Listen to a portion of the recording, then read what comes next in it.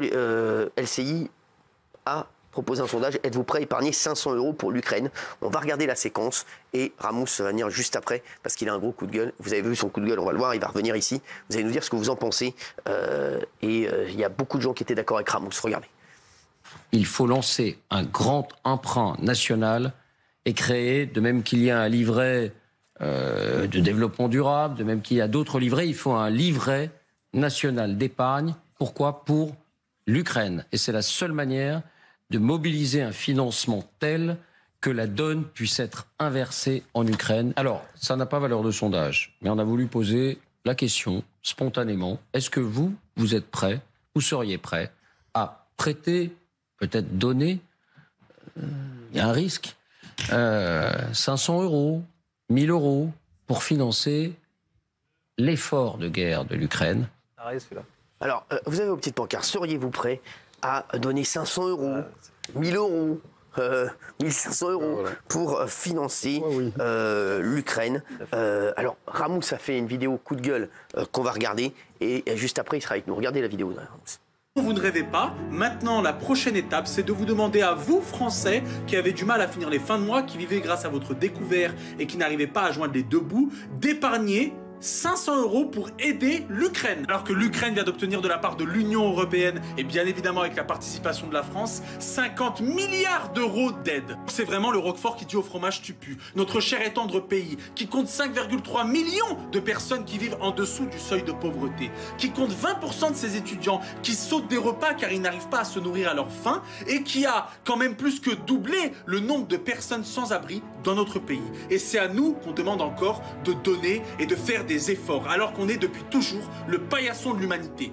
Alors je vais demander au public de voter, tiens d'ailleurs, le coup de gueule de Ramos suite au sondage polémique d'LCI. Est-ce que vous seriez prêt à épargner 500 €, 1000 € pour l'Ukraine? Dites-nous oui ou non avec vos petits boîtiers, hein, parce qu'ils ont tous des boîtiers dans le public. Si vous nous rejoignez, Stéphane Hanouna, Gilles Verdez, vous dites non. On va accueillir Ramos juste après, mais vous dites non bien. Moi je suis extrêmement choqué et une chaîne d'information fasse ce sondage, ça m'a complètement perturbé. C'est pas du tout le rôle. Je trouve ça indécent. Et très franchement, quand j'ai de l'argent à donner, je le donne à un sans-abri, je le donne à quelqu'un qui en a réellement besoin, que je peux toucher, que je peux voir, quelqu'un que j'aide régulièrement. Ça me paraît beaucoup plus utile à la société française où des gens meurent de faim, les étudiants, les agriculteurs sur leurs barricades très récemment. Il y a des gens qui ont besoin, qui souffrent. L'Ukraine, ça me paraît nécessaire peut-être, mais tellement loin. Donnons plutôt aux pauvres qui sont autour de nous et qui crèvent de faim. Un véritable coup de gueule. Ramos est avec nous. Viens, tu peux venir, mon Ramos d'amour. Viens, mon chéri. On peut l'applaudir. Bonjour, ça va, mon chéri? Ça va, comment vous allez? Ça va. Félicitations. Il est nouvellement papa, mon Ramos. C'est vrai. Un gros bisou, mon chéri. Merci beaucoup. Alors, mon Ramos, quand t'as vu ça, toi, t'es parti en vrille totale. Au début, je pensais que c'était un petit canular. Je pensais que c'était la grande Darka. Ouais, ça, ouais. Et après, j'ai compris que c'était la grande connerie, Ouais, je sais. Alors, on a vu tous ta vidéo sur les réseaux. Tu sais quoi, je vais donner la parole à des gens qui disent oui. Comme ça, tu vas pouvoir leur répondre. Il y a des gens qui disent oui. Bien sûr. Il y a Valérie Benaïm qui doit accueillir des Ukrainiens depuis maintenant 6 ans. Et Gauthier Lebré. Voilà, c'est ça, exactement. Alors, Valérie Benaïm. Pardon pour ces Ukrainiens auxquels je pense et que j'embrasse, et qui ont préféré se battre parce qu'ils sont patriotes et qu'ils aiment leur pays et qu'ils ont voulu rester se battre. Oui, mais Valérie, vous avez dit oui. Alors, expliquez-lui pourquoi. Oui, mais dites-nous pourquoi vous avez dit oui. Je dis oui parce qu'on me pose la question. Donc, à titre personnel, j'ai les moyens. Je peux me permettre, moi, d'être en accord. Mais non, mais c'est pas à titre personnel là qu'on parle. On parle des Français. Personnel. Je comprends que pour les Français, ça soit inaudible. Mais non, mais les mecs, on parle pas à titre personnel ici. Je comprends que pour les Français, ça soit inaudible et que ceux qui n'ont pas les moyens et qui déjà personnel. Alors dans ce cas-là, et que le 10 du mois, ils ont des difficultés à boucler leur fin de mois. Voilà. Maintenant, sur un plan, j'allais dire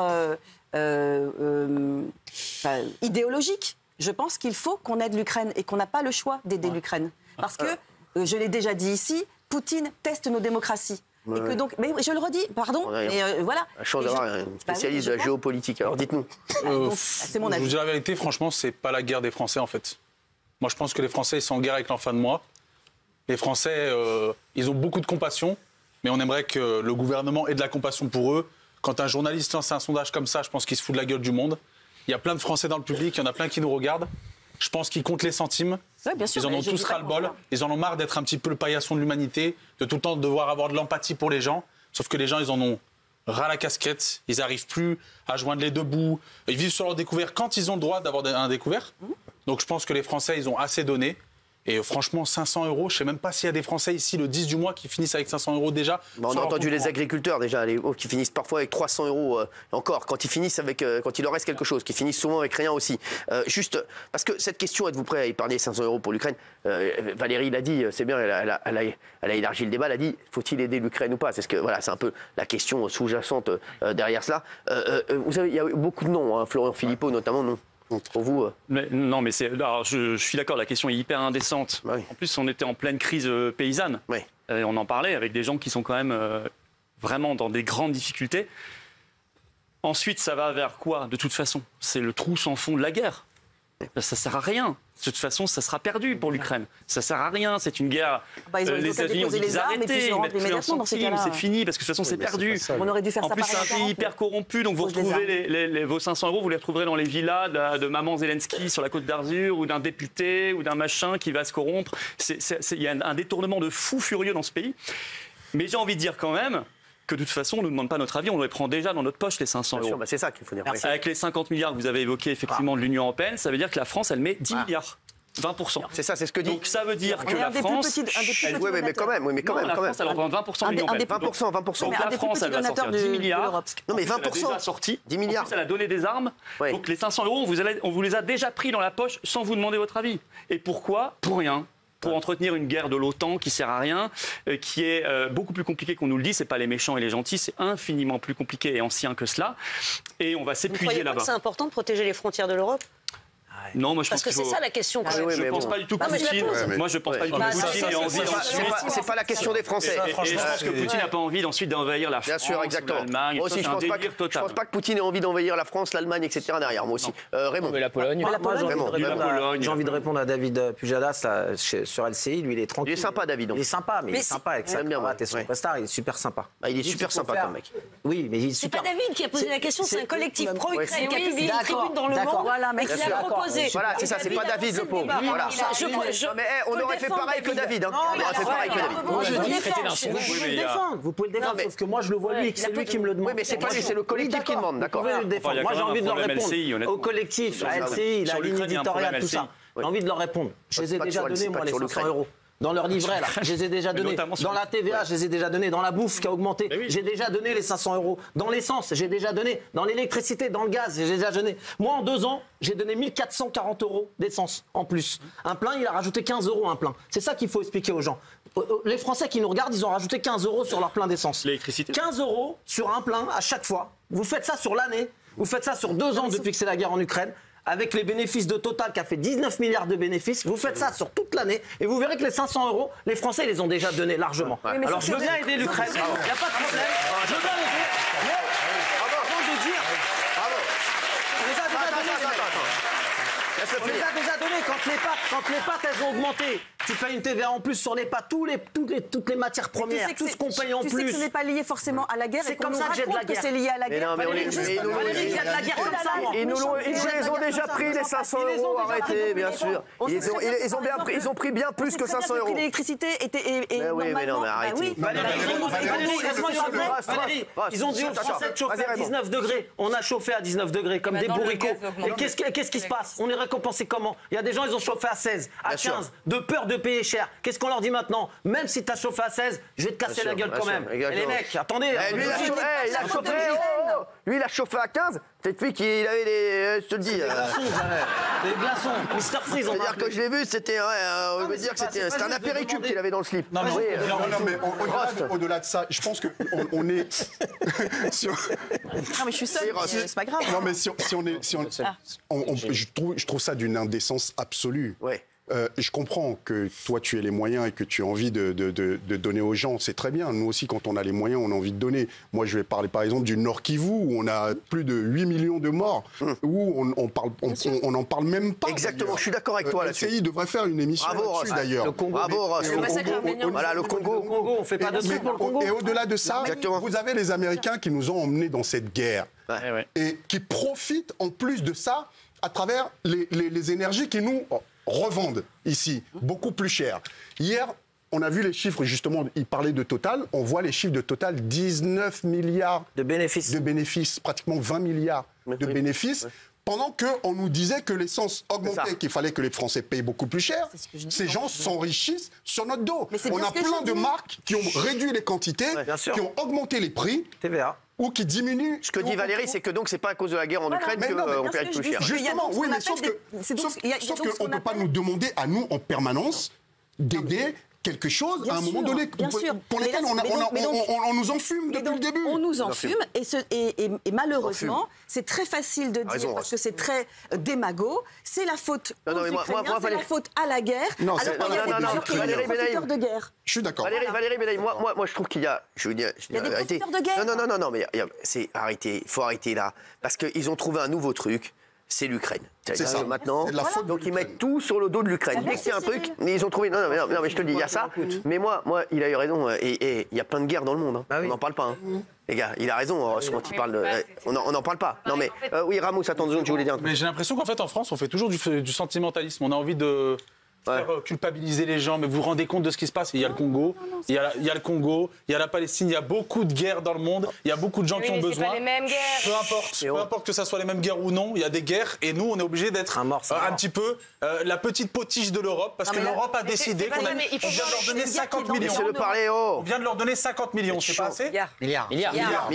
J'imagine 50 milliards. 10 milliards de la part de la France. Vous pensez que les gens qui sont dans le public ou les gens qui sont chez eux, ils n'ont pas envie d'avoir cet argent? Bien sûr. Oui, mais peu importe. Moi, j'ai envie que la mère célibataire à la maison, qui galère, qui compte les centimes pour acheter du lait. Moi, je viens d'avoir un enfant. Je peux vous dire que le lait, quand je vais le chercher, je suis bien content d'être à mon compte et de vivre de ma passion. Parce que quand je vais chercher le lait ou les couches, je me dis mais comment est-ce qu'elle fait, la ménagère? Comment est-ce qu'on fait? Et comment est-ce qu'ils font ces gens qui ont travaillé toute leur vie et qui sont à la retraite et qu'on snob à longueur d'année? La retraite est passée il y a quelques mois. Valérie n'a pas dit le contraire. Elle a dit qu'à titre personnel, elle souhaitait donner, mais elle ne dit pas que les gens doivent donner. Et à titre personnel, j'invite les Français à donner à tous les sans-abri qui sont devant les Franprix, devant les Carrefour Market, etc. Tous ces clochards qu'on ne calcule même pas, tous ces clochards qu'on regarde même pas.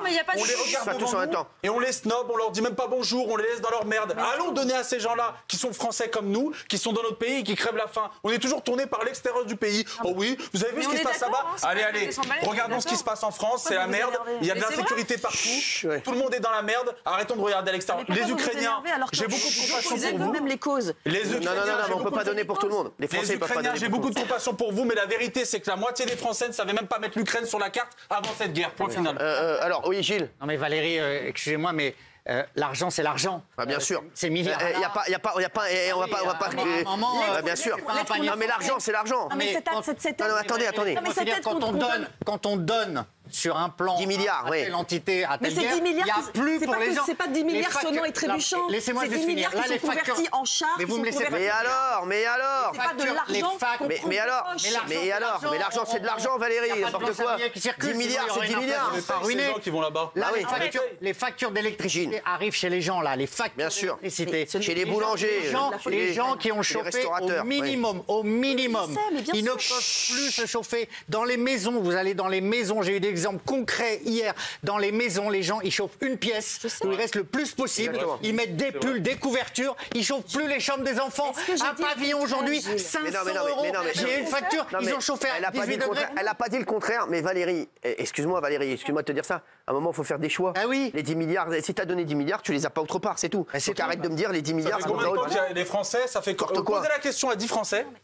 On a posé la question à 100 Français. Ça fait combien de temps qu'ils n'ont pas été augmentés? Oui. Alors, ça fait des années. S'il te plaît, leur pose pas la question à eux. Pardon.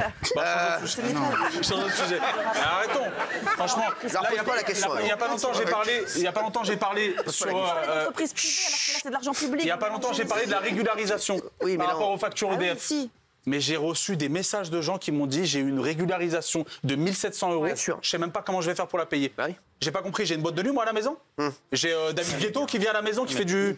Arrêtez. Il faut tout voir à travers. Moi, Juliette. Ma politique, c'est que je vois tout à travers les yeux de la France et de l'intérêt des Français. Et je pense qu'au début de cette guerre, de mon point de vue, on avait tout intérêt à ne pas laisser Poutine gagner sa grande guerre éclair qui du coup n'aurait pas calmé ses ardeurs et qui aurait pu le pousser à aller plus loin et à déstabiliser notre continent, l'Europe, etc. Mais c'est déjà le cas, si je peux me permettre. Pardon. Aujourd'hui que effectivement on a aidé l'Ukraine et que sa guerre s'enlise, il me semble que ces ardeurs sont calmées. Et ce qu'il faudrait maintenant, de mon point de vue, c'est une voix forte pour obliger l'Ukraine et Poutine à négocier et dire à Zelensky à un moment mais la vérité, c'est le Donbass et la Crimée, si tu veux, on n'a pas envie de payer, la vérité, c'est que tout le monde, a compris que tout le monde fait caca pipi culotte devant Poutine. On n'a personne pour faire ça, on a Ils sont personne tous pour organiser contre lui, il n'y a personne qui l'a battu. J'ai pas compris les Avengers, c'est Thanos. Oui, mais il faut les obliger. Non, mais les Ukrainiens, il faut les obliger. Pour moi, les Ukrainiens, au bout d'un moment, il faut leur dire, écoutez, le Donbass, la Crimée,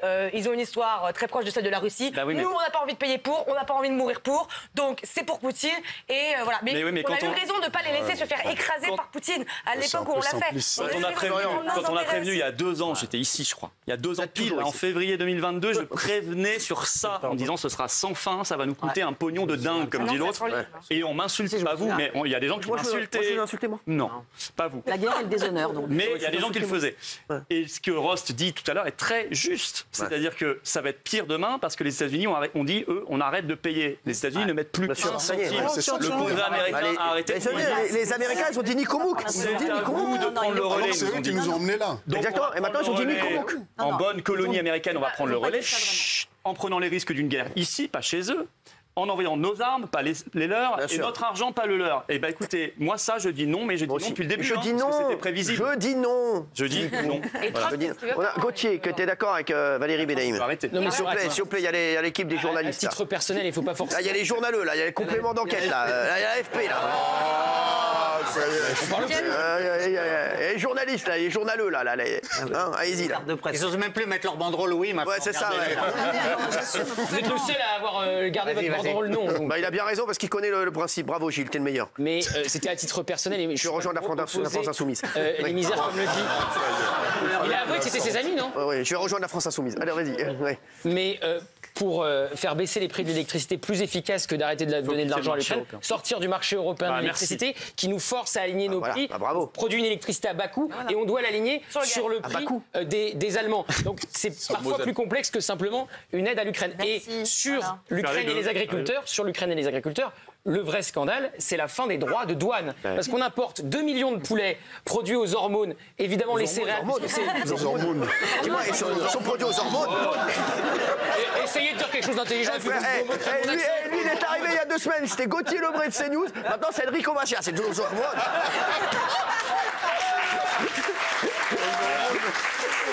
Du poulet aux hormones. Je suis très très content de manger du poulet aux hormones.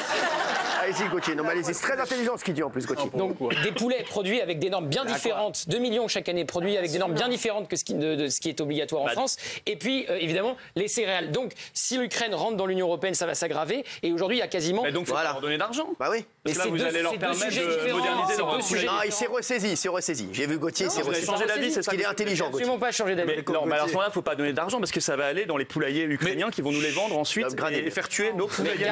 Garder des droits de douane. Garder des droits de douane. Ça c'est interdit par l'Union européenne. Non, 90% qui. L'Union européenne les a enlevés. Oui, voilà. Du coup, Gauthier, vous donnez votre cachet aujourd'hui? Non. 250, 500. Vous donnez votre cachet? Je parle. C'est la question était à titre personnel. Est-ce que je peux donner 500 € pour l'Ukraine? Oui, je peux me permettre de donner 500 €. T'as économisé 500 balles. Merci Ramos.